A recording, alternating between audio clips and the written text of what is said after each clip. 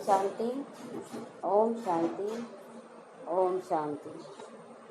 आज बाबा कह रहे मीठे बच्चे, अब तुम नए संबंध में जा रहे हो, इसीलिए यहाँ के कर्म बंधनों रूपी संबंधों को भूलते चले जाओ। यहाँ का संबंध क्या है? बंधन है। तो बाबा कहता है इन बंधनों को अब भूलते जाओ और कर्मातीत बनने का पुरुषार्थ करो। कर्म करते हुए भी क्या सोचे कि मैं आत्मा इस शरीर द्वारा कर्म करवा रही हूँ, मैं आत्मा मालिक हूँ। तो जब कर्म करे तो कर्म योगी, जब बैठे तो बाबा की याद में आत्मिक स्थिति में आ जाए। प्रश्न है, बाप किन बच्चों की वाह करते हैं? सबसे अधिक प्यार किन्हों को देते हैं? उत्तर है, बाबा गरीब बच्चों की वाह करते हैं। वाह गरीबी वाह, आराम से 2 रोटी खाना, लालच नहीं। गरीब बच्चे बाप को पूरा पूरा प्यार से याद करते हैं। जब गरीबी आता है या दुख, गरीब कितने प्रकार के होते हैं? गरीब कितने हाँ, और संबंध संपर्क से 3-4 प्रकार के गरीब होते हैं। एक होता है धन का गरीब, मन होता है, तन का रोगी भी गरीब होता है, और संबंधियों से भी गरीब होता है जो प्यार नहीं मिलता है। तो बाबा कहता है गरीब बच्चों की वाह कर रहा है बाबा की गरीब बच्चे वाह 2 रोटी भी खाकर क्या होते, संतुष्ट रहते कि चलो जो मिल रहा सो उसी में रहो। बाबा अनपढ़ बच्चों को भी देखकर खुश होते हैं, क्योंकि जो शास्त्र आदि ये सब पढ़ा हुआ है ना, वो क्या करता, बहुत सवाल जवाब करता, उसमें तो ऐसे लिखा हुआ, उसमें ऐसे लिखा हुआ है। लेकिन जो पढ़ा ही नहीं है उसको कुछ भूलने का मेहनत नहीं करना पड़ता। जो बाबा बताया, हाँ बहुत अच्छा बहुत अच्छा। ओम शांति। अब बाप को बच्चों के प्रति रोज रोज बोलने की दरकार नहीं रहती कि अपने आप को आत्मा समझो। आत्मिक स्थिति में बाबा देखा कि बच्चे आने लगे, इसीलिए अब बोलने की दरकार नहीं है। आत्म अभिमानी भव, देही अभिमानी भव अक्षर है ना, तो वही स्थिति में आ जाना है। बाबा कहता शरीर में रहते हुए भी आत्मा समझना है, अपने आप को आत्मा चलकर बनकर देखना है। अपने को आत्मा हर वक्त याद दिलाओ। आत्मा में ही 84 जन्मों का पाठ भरा हुआ है। एक शरीर लिया, पाठ बजाया, फिर शरीर खलास हो जाता है। जितने दिनों का ये शरीर हम लेते हैं कि इतने समय तक हम ये रोल बनाएंगे, तो बाबा कहता उतना रोल अपनाते, उसके बाद फिर मेरा भी नहीं है कि हम तुमको उस शरीर में रोक सकते हैं, क्योंकि हम लोग आने से पहले ही क्या करते, इस शरीर में तय कर लेते कि इतना समय तक हम रहेंगे। तो उसमें तो बाबा कुछ किया नहीं। तो इसीलिए परमात्मा भी कहता है क्या कि हम इस शरीर को में रहने का तुमको आदेश नहीं देंगे। जिस दिन तुम्हारा अंतिम क्षण आ जाएगा तुम अपने आप छोड़ दोगे। लेकिन जब हम इस शरीर में आते हैं ना, तो भूल जाते हैं कि हम लोग कितना समय तक रहेंगे, और रहते रहते क्या होता है, हमारा उससे लगाव हो जाता है, जिससे छोड़ने का इच्छा नहीं होता है। इसलिए जब समय नजदीक आता है तो महसूस होता है कि अब मेरा जाने का समय हो रहा है, लेकिन फिर भी क्या करते हैं कि नहीं हमको रहना है, भूले हुए है ना, तो शरीर खलास हो जाता है। आत्मा तो अविनाशी है। तुम बच्चों को यह ज्ञान अभी ही मिलता है, और कोई को इन बातों का पता नहीं। बाहर वालों को ये सब बात नहीं पता है। अब बाप कहते हैं कोशिश करके जितना हो सके बाप को याद करो। धंधा धोरी में लग जाने से तो इतनी आग ठहरती नहीं। काम धंधे में करते हुए बाबा कहता बच्चे इतना याद नहीं कर पाते हैं, कहीं न कहीं ध्यान भटक जाता है। गृहस्थ व्यवहार में रहकर कमल फूल समान पवित्र बनना है। फिर जितना हो सके मुझे याद करो। ऐसे नहीं कि हमको निष्ठा में बैठना है। निष्ठा अक्षर भी रॉन्ग है। जैसे बहुत बच्चे क्या सोचते हैं ना कि योग माना सन्यासियों को दिखाते हैं ना कि एकदम ध्यान मग्न हो जाना, शरीर का भी भान नहीं रहना, या कहीं जंगलों में पहाड़ों के अंदर गुफाओं में जाकर बैठ जाना। तो बाबा कहता है नहीं, ये सब अक्षर रॉन्ग है, ये नहीं करना। वास्तव में केवल मुझे याद करना है। कहाँ भी बैठो बाप को याद करो। माया के तूफान तो कहीं भी आते हैं ना। आप क्या जंगलों में चले जाएंगे या पहाड़ों में भी चले जाएंगे तो क्या वहाँ नहीं सताएगा याद कि खाना चाहिए, पानी चाहिए, परिवार मेरा कैसा होगा। उन लोग भी क्या करता है, योग युक्त नहीं हो पाता है।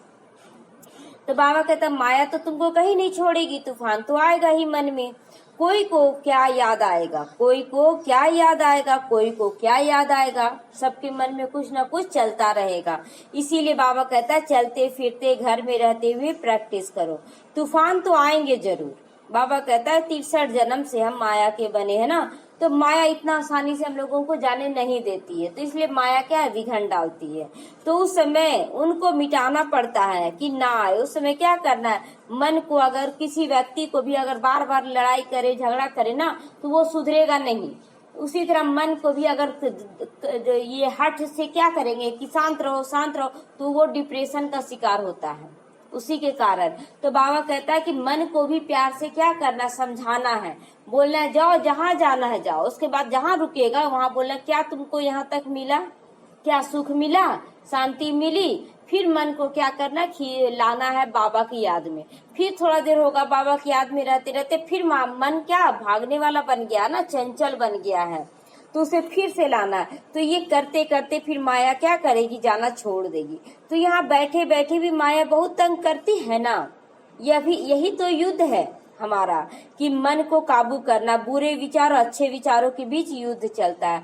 जितने हल्के होंगे उतने बंधन कम होते जाएंगे। हल्का होना माना बंधन कम।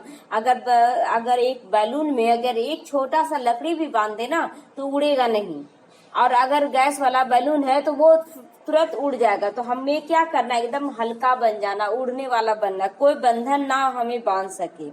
पहले तो आत्मा निर्बंधन है। जब जन्म लेती है तो माँ बाप आ जाते हैं, बुद्धि में याद आने लगता है माँ बाप है तो इनके लिए ऐसे करना है। फिर अगर शादी हुआ तो स्त्री या पुरुष मिल जाते हैं। जो चीज सामने नहीं थी वह भी सामने आ गई, या जिससे विवाह नहीं हुआ वो नहीं था सामने, लेकिन आ जाने से लगता नहीं ये मेरा है, मेरापन आ जाता है। उसके बाद फिर बच्चे भी पैदा हो गए, उनकी याद भी बढ़ जाती है। सोचो कितना बंधनों में हम बंध जाते हैं धीरे धीरे। अब तुम सबको ये भूल जाना है। ये सब बाबा कहता है, ये सब क्या करना है, बाबा को सौंप देना है। बाबा अब तुम्हारे हैं, मुझे तो चल करना ही है, आपकी श्रीमत पे चलना है।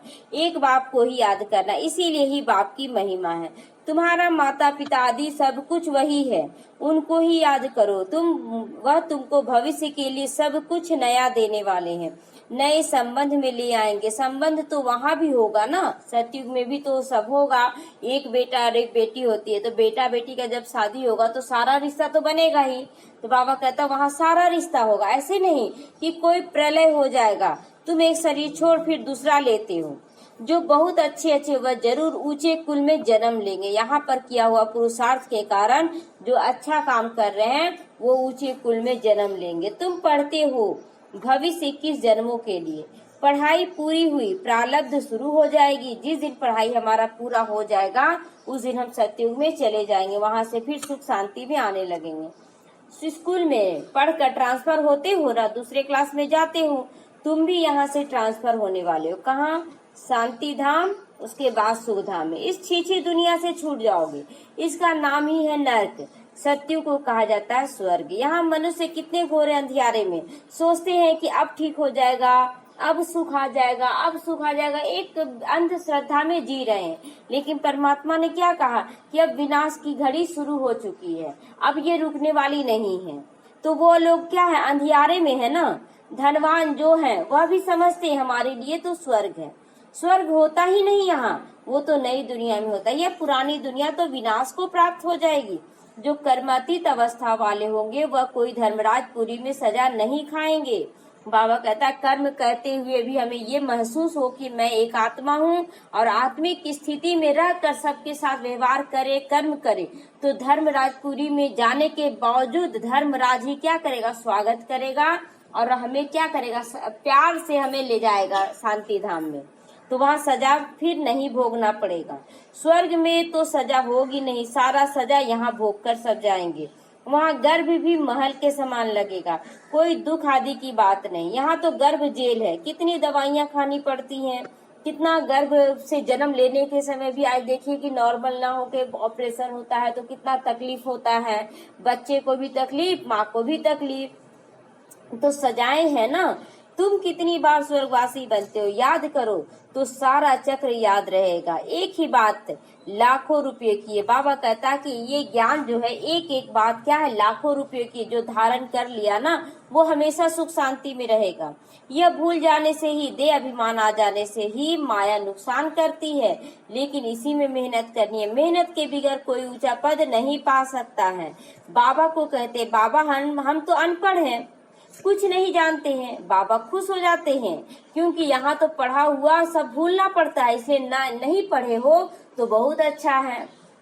तो यह थोड़े टाइम के लिए शरीर निर्वाह आदि के लिए पढ़ना पड़ता है। यहाँ अगर जीना है तो थोड़ा बहुत पढ़ना पड़ता है। जानते हो ना, ये सब खत्म हो जाएगा, लेकिन जितना हो सके बाप को याद करो। रोटी टुकड़ा खुशी से खाना है। अगर रोटी का एक टुकड़ा भी बाप की याद में खाते हैं तो वो रोटी का टुकड़ा टुकड़ा नहीं लगकर क्या महसूस कराता है बाबा कि ये तो 56 भोग हम खा रहे हैं। तो जरा भी नहीं लगेगा कि हम साधारण खाना खा रहे हैं। और जो लोग बहुत व्यंजन खा रहे हैं तो भी उन लोगों को महसूस हो रहा है कि ये नहीं खाए हैं, वो नहीं खाए, और खाओ और खाओ और खाओ और खाओ का मतलब क्या हुआ? और खाओ और खाओ, आओ बुलाओ, मतलब बीमारी आ जाओ। तो बीमारी को आह्वान कर रहे हैं। और हम लोग एक रोटी का टुकड़ा खाकर क्या करते हैं कि अपने आप को भी स्वस्थ और अंदर में खुशी का भी महसूस होने लगता है। तो वह गरीबी इस समय का गरीबी ही बहुत अच्छा है। बाबा वाह वाह कर रहा है कि गरीब बच्चे ही मेरे बहुत अच्छे हैं। आराम से रोटी का टुकड़ा प्रेम पूर्वक खाते हैं, लालच नहीं रखते कि और मिले और मिले। आजकल अनाज मिलता कहाँ है? बाबा कहता है अब अनाज वैसा मिल रहा कहाँ? शुद्ध अनाज मिल रहा है क्या? सल्फेट वाला खाना मिल रहा है, वो भी धीरे धीरे समाप्ति की ओर जा रहा है। चीनी आदि धीरे धीरे करके मिलेगी ही नहीं। बाबा कहता है लास्ट में चीनी यूनी कुछ नहीं मिलने जा रहा। कैसे आप खाएंगे? नमक चीनी सब खत्म हो जाएगा। ऐसे नहीं, ईश्वरीय सर्विस करते हो तो तुमको गवर्नमेंट दे देगी। हाँ, बाबा का सेवा करे तो आपको चीनी नमक मिल जाएगा। नहीं, जब गवर्नमेंट के पास ही नहीं होगा तो देगा कहाँ से?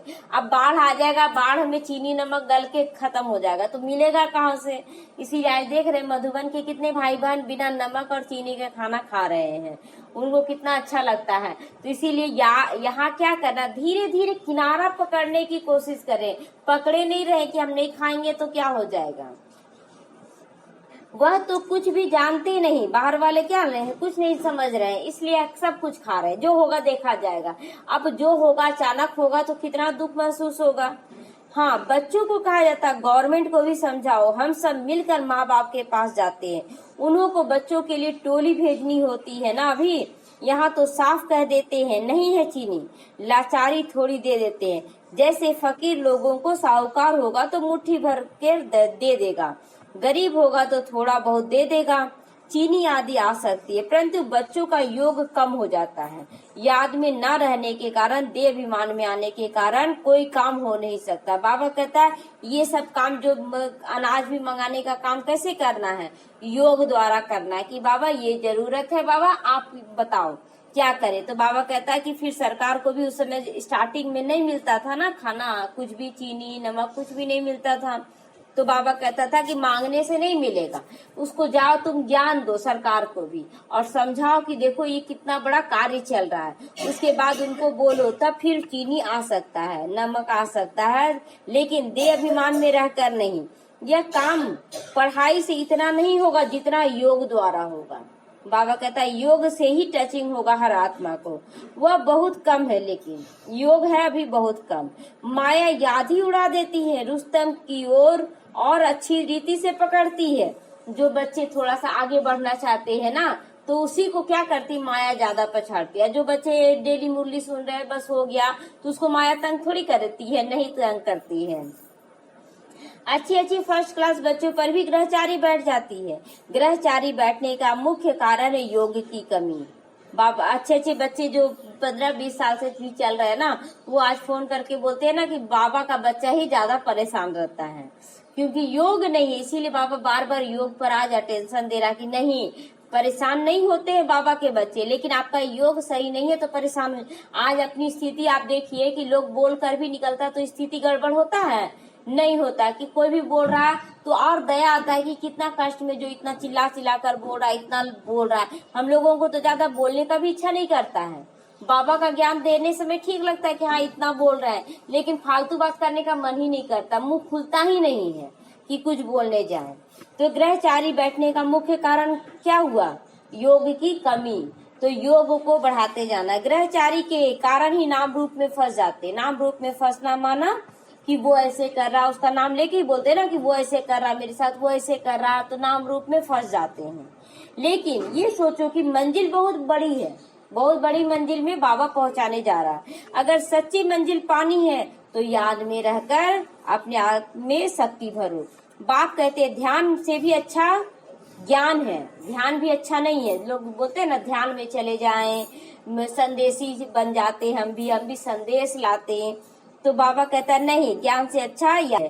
ध्यान में जास्ती जाने से भी माया की भूतों की प्रवेशता हो जाती है। ऐसे बहुत है जो फालतू ध्यान में जाते, क्या क्या बोलते हैं, उन पर विश्वास नहीं करना चाहिए। ज्ञान तो बाबा की मुरली में मिलता है। बाबा खबरदार करते रहते कि ध्यान कोई काम की चीज नहीं है। बहुत माया की प्रवेशता हो जाती है, अहंकार आ जाता है कि हम तो बहुत बाबा के पास जाते हैं, हम तो बाबा से बात करके आते हैं, ध्यान में जाते हैं।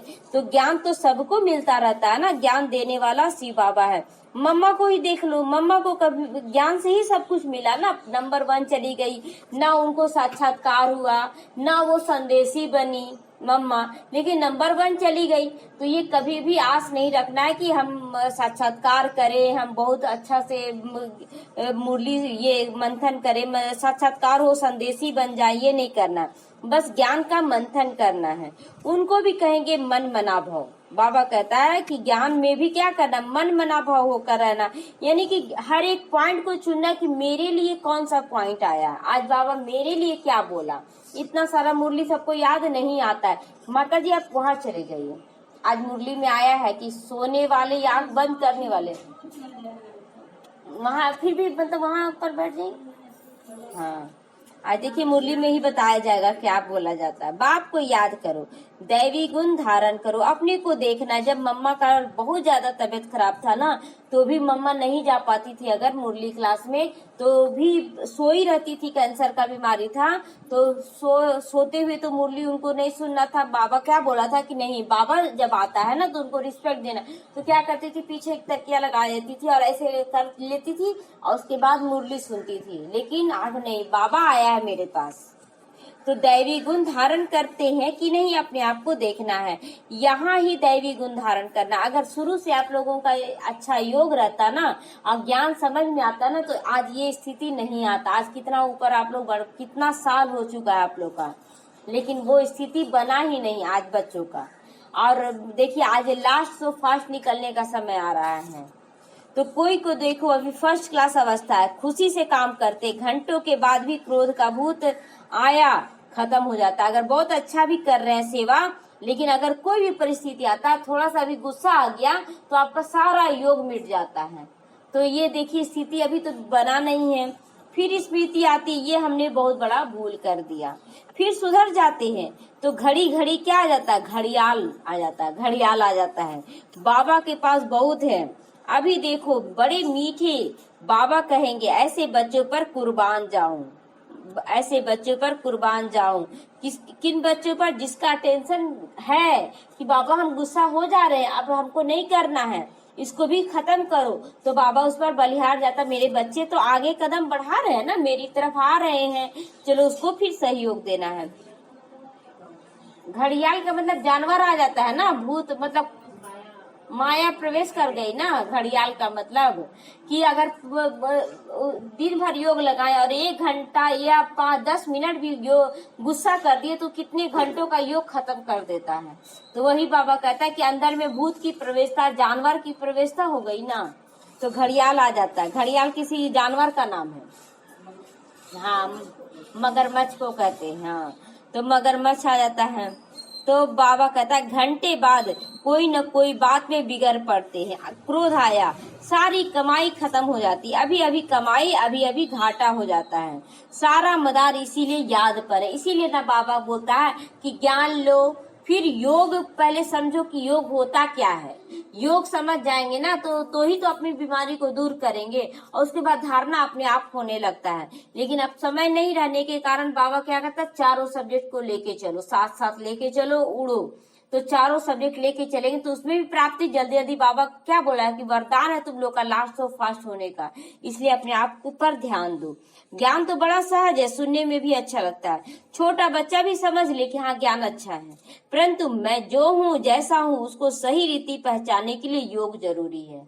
कि परमात्मा मिला, अगर कोई बड़ा आदमी, अगर प्रधानमंत्री आपका रिश्तेदार हो जाए तो अगर दुनिया वाला कुछ बोलेगा तो तुरंत बोलेगा मेरा प्रधानमंत्री से कनेक्शन है, हम एक फोन घुमाएंगे ना तो सब तुम लोग का पीछे हट जाओगे। अगर प्रधानमंत्री का पुलिस आ जाएगा तो उसका आ जाएगा, आदमी आ जाएगा तो यहाँ पर क्या है, हमें भगवान मिला लेकिन नशा है, भगवान मिला नशा नहीं। पता नहीं भगवान सहयोग देगा कि नहीं, लेकिन भगवान सहयोग कब देगा, जब आप उसकी श्रीमत पे चलेंगे, शांत रहेंगे, तो देखिए बाबा कैसे सहयोग देता है, गुप्त रीति से सब काम करवा देता है। तो अपने को आत्मा समझ कर तो चलो, इस रीति से छोटे बच्चे थोड़े ही याद कर सकेंगे। मनुष्यों को मरने समय कहा जाता है ना भगवान को याद करो। क्यों बोलते भगवान को याद करो? पहले बोलेंगे तुम्हारा बेटा नहीं है, अभी आने पर क्या बोलता है तुम्हारा बच्चा है, तुम्हारा परिवार, उसको याद करो, परिवार इतना बड़ा याद करो। और जब मरने समय होता है ना तो बोलता है भगवान को याद करो। क्यों? ताकि मरने के पहले हम मेरी याद में ना मरे, नहीं तो हम ही को तंग करेगा भूत बन के। इसीलिए बाबा के लोग भी क्या कहते हैं, मरने समय भगवान को याद करो। कैसे बनेगा? तो शरीर जल जाएगा, आत्मा चल जाएगा भगवान के पास। भगवान यही तो कमी है, 7 दिन का कोर्स ही नहीं समझ में आया आप लोग को। यही तो कमी है कि आप लोग समझे ही नहीं 7 दिन का कोर्स। अगर समझ लेते तो ये सवाल ही नहीं रहता कि हम लोग भूत कैसे बनते हैं। हाँ नहीं, उसमें भी बहुत बड़ा रहस्य छुपा हुआ, वो 7 डेज कोर्स में ही पता चलेगा। तो परंतु याद कर ना सके क्योंकि सही यथार्थ कोई जानता नहीं ना। मरने से मैं अभी किसी को बोला जाएगा भगवान को याद करो, उसका सोच चला जाएगा हम किस भगवान को याद करें, तो उसका सोच घूमने लगेगा कि कभी हनुमान को याद करेगा, कभी लक्ष्मी को, कभी दुर्गा को, कभी परिवार को याद करेगा, मेरा परिवार वाला कैसे रहेगा, इसके लिए अभी ये करना था, वो करना था। उसको ज्ञान नहीं है ना, तो वो क्या घड़ी घड़ी घूमता रहेगा। लोग बोलेगा उसको याद करो भगवान को। कोई भी वापस जा नहीं सकता, ना विकर्म विनाश होते। परंपरा से ऋषि मुनि भी आदि सब कहते आए हैं कि ये नेति मतलब हम नहीं जानते हैं। तो वो लोग फिर भी सच्चाई सफाई से बोलते थे कि हम नहीं जानते भगवान को, तो रचता और रचना को हम नहीं जानते। वह फिर भी सतोगुणी थे। बहुत शुरुआत में जो ऋषि मुनि बने ना वो सच्चाई सफाई में थे। इसीलिए जब ब्रह्मा बाबा को साक्षात्कार हुआ तो जब पूछने गए कि गुरु आपकी महिमा थी, तो बोले नहीं हम तो कुछ भी नहीं जानते। और आजकल का सन्यासी सोचेगा कि ये मेरे बस में हो जाए, इसलिए बोल देगा हाँ हम ही तुमको साक्षात्कार कराएं।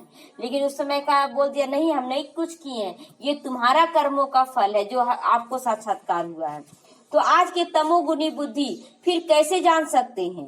तो बाप कहते हैं लक्ष्मी नारायण नहीं जान सकते हैं, तो आज का साधु सन्यासी क्या जानेगा भगवान क्या चीज है? राजा रानी ही नहीं जानते हैं तो प्रजा कैसे जान जाएगी? कोई भी नहीं जानता। अभी तो सिर्फ तुम बच्चे ही जानते हो, तुम्हारे में कोई है जो यथार्थ रीति जानते हैं। कहते बाबा घड़ी घड़ी भूल जाते हैं। बाबा कहते हैं बाबा के बच्चों में भी बहुत थोड़े बच्चे हैं जो सही से भगवान को पहचानते हैं, और जो सही से पहचानते हैं वो सही से फिर आगे बढ़ना शुरू कर देते हैं। और जो नहीं जानते, इसीलिए ना आज लोग बहुत सारे बच्चे क्या ज्ञान को छोड़कर चले जा रहे हैं। क्यों छोड़कर जा रहे हैं? उनकी बुद्धि में ज्ञान बैठा ही नहीं है, योग आया ही नहीं है। लोग सोचते हैं कि हम बैठ जाते हैं एकदम शांति में और एकदम मन को काबू में करके एकदम शांत में बैठ जाना चाहते हैं। तो बाप का टचिंग मिला नहीं, बात तो हुआ नहीं, तो लोग सोचते हैं कि भगवान तो हमको कुछ मिल ही नहीं रहा, भगवान से हमको तो केवल दुख और शांति मिल रहा। तो योग लगाना नहीं आया तो कैसे उसको मिलेगा? तो इसीलिए क्या करते, बाप को घड़ी घड़ी भूल जाते। बाप कहते हैं कहीं भी जाओ सिर्फ बाप को याद करो। कुछ भी नहीं है बाप को याद करना, लेकिन फिर भी बच्चे नहीं समझते हैं। बड़ी भारी कमाई है बाप को याद करने से, बहुत भारी कमाई है। जब तुम भक्ति मार्ग में भी जब पूजा पाठ करते थे तो बोलते थे ना नहीं हमको ये इच्छा पूरा हुआ, ये इच्छा पूरा हुआ, जो कि जानते नहीं थे। और सोचो कि जब यहाँ डायरेक्ट भगवान से बात करना आ जाएगा तो कितनी बड़ी प्राप्ति है, मांगने की दरकार ही नहीं रहती है। तो 21 जन्मों के लिए तुम निरोगी बनते हो। ऐसे बाप को अंतर्मुखी होकर याद करना चाहिए, परंतु माया भुलाकर तूफान में ले आती है। इसमें अंतर्मुखी होकर विचार सागर मंथन करना है। कैसे माया तूफान कब तक लाती है? परीक्षा हम लोग कब तक देते हैं? परीक्षा बच्चे कब तक देते हैं? जब तक कि उसका पूरा जॉब नहीं लग जाता है तब तक परीक्षा देना पड़ता है उसको।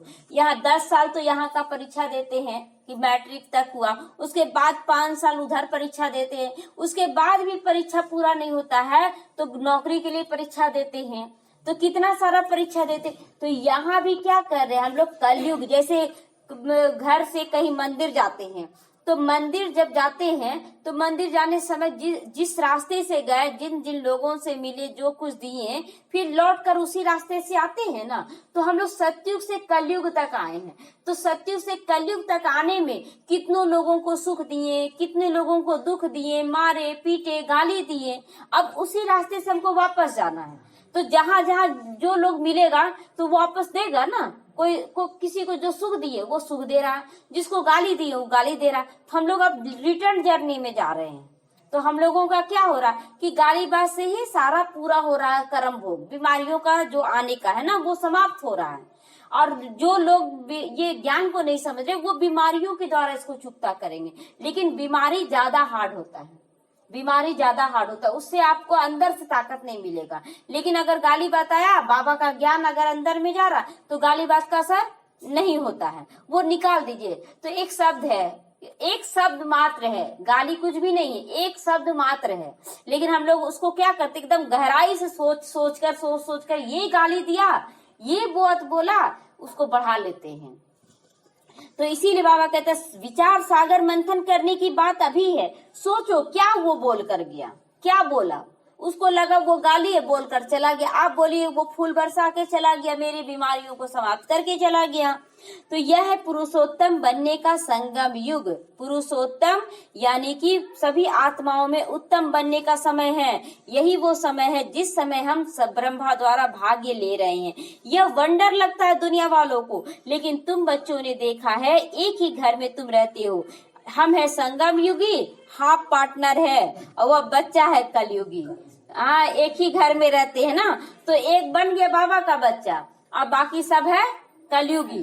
तो क्या होगा, तो एक दानव एक देवता बनने जा रहे, तो दोनों में तो लड़ाई होगा। अब उधर से हवा आ रहा, नदी का लहर आ रहा और हम उधर जा रहे, तो लहर से आदमी टकराएगा ना। अगर आप इधर बह गए तो वो बहाकर ले जाएगा उधर, लेकिन हमको तो उधर जाना है ना, तो वो लड़ाई का घर बन जाता है।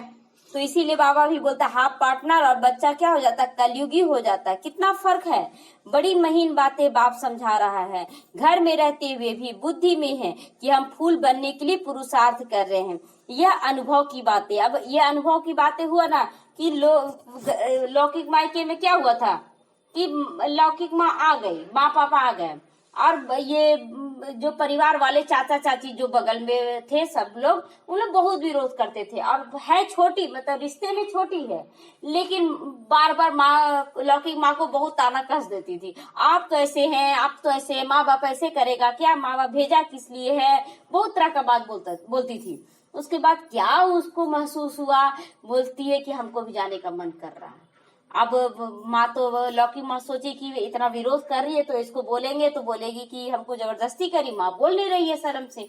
तो फिर भाभी को फोन करके बोलती हमको भी जाने का इच्छा करा, कैसे जाए, हमको तो ये दीदी बोल भी नहीं रही है।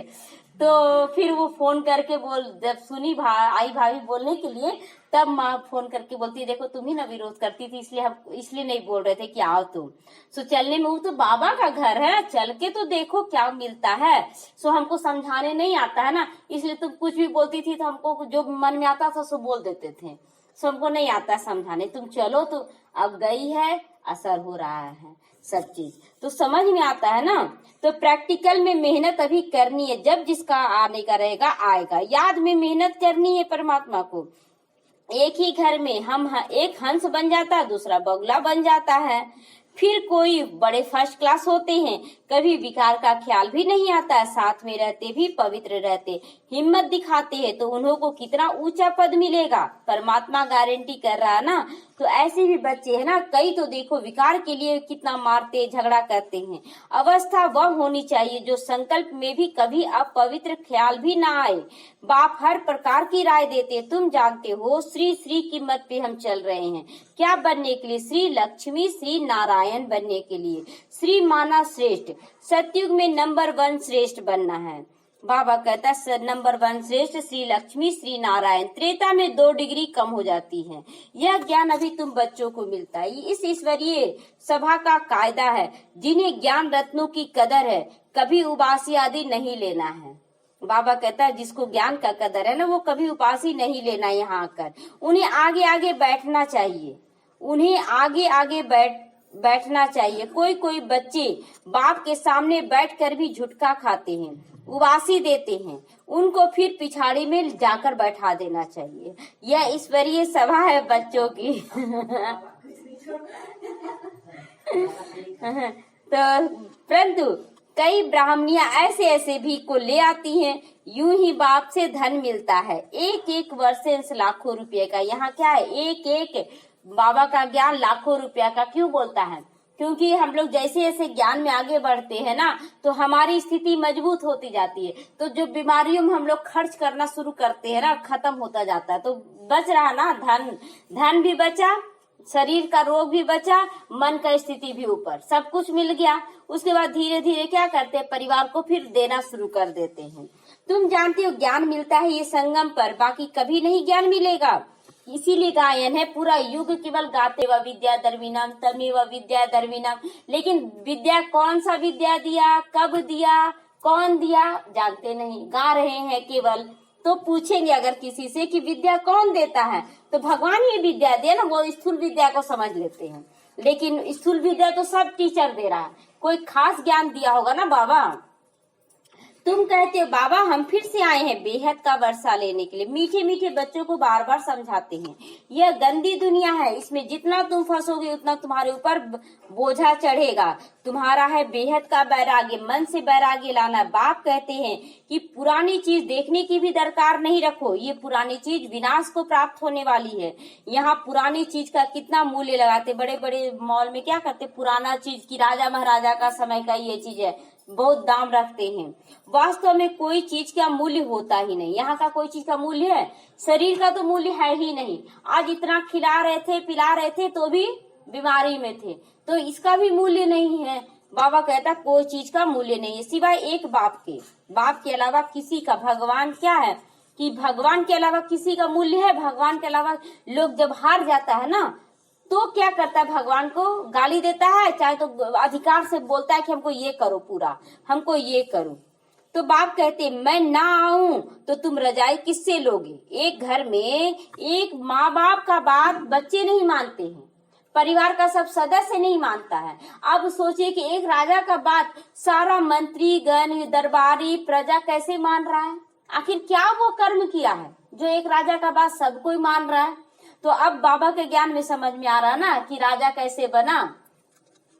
तो जिनको मालूम है वही आकर बाप से वर्षा लेते, नहीं बाबा हम तो आकर जन्म जन्म के लिए राजा बनेंगे। इसीलिए इसको क्या कहा जाता, कोटों में कोई कहा जाता। क्यों कहा जाता? क्योंकि करोड़ आत्मा में एक आत्मा ही पहचानेगी। ये स्थूल गीता जो है उसमें भी यही बात लिखा हुआ कि हम साधारण तन में आते हैं और कोटों में कोई ही हमको पहचानेगा। अगर हम अलौकिक भेष में आ जाएंगे तो भीड़ लग जाएगा, हमको भीड़ लगाना नहीं है। तो कोई भी बात में संशय नहीं करना है। भोग आदि की भी रस्म रिवाज है, केवल बाबा खाता नहीं है भोग। इससे ज्ञान और योग का कोई कनेक्शन नहीं है। भोग लगाने से क्या कनेक्शन है? कोई भी नहीं। भावना है ना कि बाबा को हम कैसे भोग लगाते हैं, शक्ति हम लोगों को मिलता है और कोई बात से तुम्हारा ताल्लुक नहीं। सिर्फ दो बात याद रखो, अलफ और बे। अलफ मतलब अल्लाह भगवान और बे मतलब बादशाही, जन्म जन्म के लिए राजा बनना। अलफ भगवान को कहा जाता है। अंगुली से इशारा धर्म स्थापक देते आए ना कि भगवान ऊपर है, सबका मालिक एक है।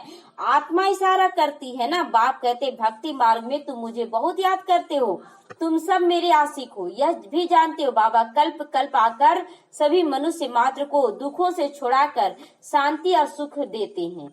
तब तो बाबा कहा जाता है ना। सिर्फ बोर्ड में लिख दो विश्व में शांति बेहद का बाप कैसे स्थापन कर सकते हैं, सो आकर समझो। बाबा बार बार सबको बोलता है कि देखो लोग आज एक साल ये कोरोना आने के पहले ही लोग क्या सोचे, पूरा विश्व का विनाश कैसे हो जाएगा, इतना आसान है विनाश हो जाना। आज एक चीज से ही क्या है, बाबा प्रत्यक्ष कर दिया कि देखो चाहेंगे तो सेकंड में विनाश कर सकते, लेकिन अभी नहीं करेगा। अभी इसको विनाश होने में कितना समय बाकी है? 16 साल। 16 साल में भी हमारा अंतिम क्षण कब आएगा ये तो गारंटी नहीं है। इसीलिए मम्मा भी क्या बोलती थी, अंतिम क्षण समझकर चलो, क्योंकि अब बहुत बड़ा परीक्षा आने वाला है। जिसमें बाबा कल की मुरली शाम वाली मुरली में क्या बोला कि अभी अपने अंदर ताकत भर लो, क्योंकि आने वाला समय में ना भीड़ लग जाएगा तुम्हारे सामने। कोई शांति मांगने आएगा, कोई सुख मांगने आएगा, कोई एकदम पागल होकर आएगा कि हमको कुछ नहीं चाहिए, हमको भगवान से मिला दो। तो एक सेकंड में विश्व का मालिक 21 जन्मों के लिए बनना है। एक सेकंड में बन रहा है ना, मतलब इस जन्म का आधा समय निकल गया। 10 साल में ही जो लेना है ले ले। 10 साल में भी हमारा कितना साल बचा हुआ है। तो आकर समझो, घर में बोर्ड लगा दो, 3 पैर पृथ्वी। तुम बड़े हॉस्पिटल यूनिवर्सिटी खोल सकते हो। एक 3 पैर होता है। 3 पैर का मतलब समझ रहे हैं ना। एक 3 पैर होता है कि एक छोटे से कमरे में गीता पाठशाला खोल देना। और इसका मतलब क्या हुआ 3 पैर? 3 पैर के किसका दिखाते? वामन अवतार का दिखाते। वामन अवतार आते हैं राजा बलि के सामने। वो एक यज्ञ रचे हुए थे राजा बलि। तो उसको आए तो वो प्रतिज्ञा लिया था राजा बलि कि मेरे द्वार पर जो भी ब्राह्मण आएगा ना वो खाली हाथ नहीं जाएगा। तो वामन अवतार लेकर आए या बोले हमको तो केवल 3 पैर पृथ्वी का चाहिए। तो वो वामन अवतार इसलिए कहा गया ना, उसका हाइट एकदम छोटा था और पैर एकदम छोटा छोटा था। तो जब बोला उसको ना कि 3 पैर पृथ्वी का चाहिए, तो बोला कि एकदम आसान बात है, ये तो एकदम आसान से हो जाएगा। ये वो समझ नहीं सका कि ये लोग कौन है, ये कौन है। अभी हम बच्चों को भी कोई नहीं समझ रहा कि हम लोग कौन है। तो ये 3 पैर पृथ्वी का मतलब क्या हुआ कि पहला नापा वो पृथ्वी लोग, छोटा पैर बड़ा होते होते पूरा पृथ्वी को नाप लिया। दूसरा पैर नापा पूरा स्वर्ग को, और तीसरा पैर बचा नहीं, तो तीसरा पैर वो राजा बोली मेरे ऊपर रख दो। इसका मतलब क्या हुआ कि अभी जब ब्रह्मा बाबा शुरुआत किया था ना, तो केवल 3 पैर पृथ्वी यानी छोटे से कमरे में स्टार्ट किया। आज पूरा विश्व में ये ब्रह्मा कुमारी का हो गया है, तो धरती पे पूरा अधिकार हो गया। अब स्वर्ग में गया तो नंबर 1 प्रिंस बन गया। तो दूसरा पैर नाप लिया। तीसरा पैर पूरा विश्व की आत्मा इनका क्या बन गई? प्रजा बन गई। प्रजापिता ब्रह्मा की संतान बन गई। तो तीसरा पैर सारी आत्माओं के ऊपर रख दिया। तो यही हुआ 3 पैर पृथ्वी का नापना। तो याद से 21 जन्म निरोगी तुम बनोगे, ये गारंटी दे रहा है बाबा। 21 जन्म, एक जन्म ये, और पढ़ाई से स्वर्ग की बादशाही अलग मिल जाएगी। दोनों सब चीज प्राप्ति हो जा रहा है। प्रजा भी कहेगी कि हम स्वर्ग के मालिक हैं। वहां पर कोई भी नहीं बोलेगा कि हम दास दासी, उस तरह का स्थिति ही नहीं रहता है। आज मनुष्यों को लज्जा आती है क्योंकि नर्कवासी है। आज अगर कोई काम करने वाली है ना तो उसको लज्जा आएगा कि हम काम करने, वहां पर लज्जा नहीं आएगा क्योंकि सब मालिक रहेंगे। खुद कहते बाप हमें स्वर्गवासी बना रहा है। यहाँ हमारा बाप स्वर्गवासी हुआ तो नर्कवासी हुआ ना। बाबा कहता है कि अगर कोई शरीर छोड़ देता तो क्या बोलते, वो स्वर्गवासी हो गया। ठीक है चलो स्वर्गवासी हो, यानी कि तुम नर्क में अभी हो। तो बाबा कहता स्वर्ग नर्कवासी हो, जब मरेंगे तब स्वर्ग में जाएंगे। कितना सहज बात बाबा अभी समझा रहा। अच्छा काम करने वालों के लिए खास कहते यह बहुत महादानी था, यह स्वर्ग गया परंतु जाता कोई नहीं है स्वर्ग। स्वर्ग का पाठ अभी सतयुग स्टार्ट होने जा रहा है। नाटक जब पूरा होता है सभी स्टेज पर आ जाते हैं। यह लड़ाई भी तब लगेगी जब सभी एक्टर यहाँ आ जाएंगे फिर लौटेंगे। बाबा कहता सारा एक्टर उस समय जब ब्रह्मा बाबा स्टार्ट किया था ना, तो उस समय सारा आत्मा यहाँ नहीं पहुंची थी। अब सारा आत्मा यहाँ पहुंच चुकी है, परम धाम खाली हो चुका है। शिव बाबा की अब बारात गाई जाती है ना कि शिव बाबा का जो बच्चा नहीं बना वो भूत बैताल बनकर पीछे से नाचते जाएगा, और जो देवी देवता यानी फरिश्ता बनेंगे वो बाबा का बच्चा बनेंगे जो साथ में जाएगा। शिव बाबा के साथ जाएंगी सारी आत्माएं, कोई भी रुकने वाली नहीं है। इसीलिए मूल बात अभी 84 जन्म पूरे हुए, इस बात को याद करो। अब इस जूती को छोड़ना, जूती का मतलब क्या हुआ? शरीर। इस शरीर को छोड़ना है। जैसे सर्प पुराना खाल छोड़ देता है नया लेता है, तुम भी नया खाल सतयुग में लोगे। अब सतयुग में जो शरीर लेंगे ना, छोड़ने के पहले हमें साक्षात्कार कराएगा बाबा कि देखो तुम पहले कितना कर्म किया अच्छा अच्छा, उसको दिखाएगा। उसके हिसाब से आपको जो पद मिलेगा उसको दिखाएगा कि ये पद तुमको मिलने जा रहा। उसके बाद आप खुशी से शरीर छोड़ेंगे। तो श्री कृष्ण कितना खूबसूरत होगा ये सोच। ये तो चित्र है ना, चित्र में भी वैसा खूबसूरत नहीं है क्योंकि गुलजार दादी जब जाती थी ना सतयुग में पहुंच गई थी जब 3 महीना के लिए स्वर्ग में, तो वो देखी ना कि ऐसा चित्र नहीं है। बार बार बोलती, छोटी बच्ची थी ना 8 साल की, तभी से जाने लगी थी ना, स्वर्ग गई थी तो बोलती थी नहीं ऐसा नहीं है, वो तो बहुत सुंदर है, लेकिन वर्णन नहीं कर पाती थी। लेकिन उसी हिसाब से बना दिया गया चित्र, लेकिन वैसा वहाँ यहाँ हो ही नहीं सकता है कोई भी। तो वहाँ बहुत कशिश होती थी, फर्स्ट क्लास शरीर वहाँ होता है, ऐसे हम लेंगे। कहते हैं ना हम नारायण बनेंगे। यह तो सड़ी हुई छीछी खाल है। बाबा कहता है ये शरीर क्या है, गंदा खाल है जो घड़ी घड़ी रोग में डूबता रहता है, कभी आज ये बीमारी कभी वो बीमारी। यह छोड़कर हम जाएंगे नई दुनिया में। यह याद करते करते खुशी क्यों नहीं होती है तुम्हें, जब कहते हो हम नर से नारायण बनते हैं। इस सत्यनारायण की कथा को अच्छी रीति समझो। ये सत्यनारायण की कथा चल रही है। जो कहते हो वो करके दिखाओ। करनी और कथनी एक होना चाहिए। धंधा भल करो।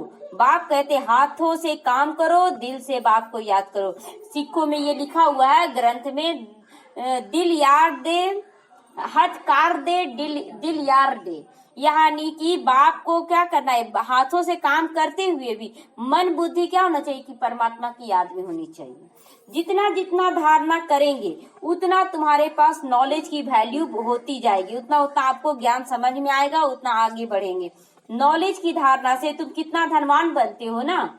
नॉलेज मतलब बुद्धि में समझ में आ रहा जैसे जैसे ज्ञान, तो क्या हो रहा कि दुनिया वाले कुछ भी बोलते हैं, कुछ भी करते, असर नहीं होता है, कोई भी असर नहीं। और जब असर नहीं होगा तो मन तो मजबूत हो रहा है, और जब मन मजबूत हुआ तो शरीर अपने आप स्वस्थ होगा ही। सबसे पहले यहाँ पर अशांति रहता है। ये अशांति जब इधर फैलता है ना तब बीमारी आता है। तो यह रूहानी नॉलेज है जो आत्मा को दिया जा रहा है। तुम आत्मा हो, आत्मा ही शरीर से बोलती है, आत्मा ही ज्ञान देती है, आत्मा ही धारण करती है। संस्कार है ना। अच्छा, मीठे मीठे सीखी हृदय बच्चों प्रति माता पिता बाप दादा का याद प्यार और गुड मॉर्निंग। रूहानी बाप की रूहानी बच्चों को नमस्ते। रूहानी बच्चों की ओर से रूहानी माता पिता बाप दादा को याद प्यार गुड मॉर्निंग और नमस्ते नमस्ते। आज धारणा के लिए मुख्य सार इस पुरानी दुनिया की पुरानी चीजों को देखते हुए भी नहीं देखना है। कितना भी आकर्षण दिखाए, इतना बड़ा घर है, इतना अच्छा है, उसका बच्चा अच्छा आगे बढ़ा, देखते हुए भी ना देखे। आज लोगों को विश्वास हो रहा है कि पता नहीं स्कूल खोले, फिर स्कूल बंद कर दिया गया ना, फिर आगे बढ़ गया डेट। हम लोगों को तो बाबा बोल ही रहा है कि अब कोई फायदा नहीं है, पढ़ने का भी कोई फायदा, लेकिन जो पैसे बर्बाद करना करते जाओ, टीचर को भरते जाओ। ऑनलाइन क्लास हो रहा है लेकिन कोई फायदा है, कोई फायदा नहीं है। तो आज देखिए फिर डेट बढ़ गया। तो इसीलिए बाबा कहता है पुरानी चीजों को देखते हुए मत देखो, वैराग्य लेते हो, कुछ भी नहीं होगा। मंदिर बंद है, कलयुग का निशानी यही है कि जो मंदिर और मस्जिद गुरुद्वारा सब खुलना चाहिए वही बंद कर दे रहा। शराब दुकान के लिए तो नहीं बोला कि शराब बंद कर दिया, वो खुला ही हुआ है, और ये कलयुग का पहचान है। तो नर से नारायण बनने के लिए करनी और कथनी एक समान करो। जैसा हम बोले वैसा करके दिखाएं। आज लोग विरोध कर रहे हैं, कल वही लोग फूल बरसाएंगे, ये बाबा का गारंटी है। और हो भी रहा है। जो बच्चे देख लिए ना, वो लोग क्या बोल रहे हैं कि इन लोग तो इष्ट देवियां आ गई हैं, आज बहुत लोग बोल रहे हैं। तो जो विरोध करने वाले उनसे और क्या करना है, जितना विरोध उतना आप जन्म जन्मांतर के लिए उस पर राज करेंगे। तो दूसरा है अविनाशी ज्ञान रत्नों की कदर करनी है। यह बहुत बड़ी कमाई कराने वाली, इसमें उबासी झुटका नहीं आना चाहिए। नाम रूप की ग्रहचारी से बचने के लिए याद में रहने का पूरा पूरा पुरुषार्थ करना है। आज का वरदान है साथी और साक्षीपन के अनुभव द्वारा सदा सफलता मूर्त बनो। एक तो साथी का अनुभव करो कि साथी कौन बना है, स्वयं परमात्मा बना है। और दूसरा साक्षीपन, यानी कि आत्मा एक जैसा भी कर्म कर रही है मैं देखते जाना है। जब आपको ज्ञान धारण हो जाएगा ना तो तब उस पर हंसी आएगा कि कैसा कैसा रोल सब बजा रहा है। जो बच्चे सदा बाप के साथ रहते वह साक्षी स्वतः ही बन जाते हैं, क्योंकि बाप स्वयं ही साक्षी होकर पाठ बजाता है। परमात्मा आकर बोलता है कि ये कर्म मत करो, वो तो अच्छा भी कर्म में साक्षी है, बुरा कर्म में भी साक्षी है, वो कुछ इंटरफेयर नहीं करता है। जब दुख होता है तो भी साक्षी होता है, लेकिन जब दुख में याद करने लगते हैं भगवान को तो भगवान वो साथी बन जाता है, क्योंकि बच्चे की पुकार उनको नहीं बर्दाश्त होता है तो सहयोग देते। तो उनके साथ रहने वाले भी साक्षी होकर पाठ बजाना है। जिनका साथी स्वयं सर्वशक्तिमान बाप है वो सफलता ना पाए, ये हो सकता है सफलता होना। आज लोग कितना तरह से लोग यहाँ का विरोध किया कि यहाँ से हटा दिया जाए, यहाँ बच्चों को भड़काया गया, ये किया गया, वो किया गया। आज लेकिन बच्चे क्या है, आते जा रहे हैं। तो जो स्कूल के होंगे वो धारणा युक्त हो जाएंगे। भक्ति मार्ग में पुकारते थे लेकिन ज्ञान नहीं था, थोड़े समय के साथ का अनुभव करा दो। बाबा कहता है यहाँ पर क्या करना है, भक्ति मार्ग में बहुत पुकारे लेकिन यहाँ पर थोड़े समय में ही उनको अनुभव करवाओ कि यहाँ भगवान बैठा है। तो बहुत बच्चे क्या है 2-3 योग लगाते हैं ना, तो बहुत लोगों का क्या है, एक माता का अनुभव आया ना कि 3 दिन योग लगाए, उसके शरीर में बहुत ज्यादा दर्द था और वो दर्द योग में और बढ़ गया। अब बढ़ गया तो वो उठ ही नहीं पाने लगी, और उठ नहीं पाने लगी। उसके बाद जैसे ही मतलब 2 मिनट बाबा को याद की तो क्या देखती है कि दर्द खींचता चला जा रहा, पूरा नस से पैर से खींचता चला जा रहा, एकाएक निकल गया बाहर, कुछ निकला। और उसके बाद बोली इतना रिलैक्स फील हुआ, उसके बाद दर्द नहीं हुआ। ये हाल का ही है, किसी माता का अनुभव हुआ है। तो ये अनुभव करवाओ, झलक दिखा दो, लेकिन आप सभी संबंधों से साथी हो गए, इसी खुशी और नशे में रहो। आज हम क्या है, ईश्वरीय परिवार बन गया ना, सब एक दूसरे के साथी हो गए हैं। तो खुशी में रहना है कि हम लोग ईश्वरीय परिवार है, नशे में रहना हम भगवान के बच्चे हैं। और क्या नशा रखना है, पाना था सो पा लिया, और क्या बाकी रहा, और क्या, भगवान को ही पा लिए तो और क्या पाना है। स्लोगन है, व्यर्थ संकल्पों की निशानी है मन उदास होना, खुशी गायब होना। जब भी मन उदास होता है या खुशी गायब होती है तो समझ ले कि माया का तूफान आया है, और तुरंत बाबा की याद में उसे दूर करे। ओम शांति।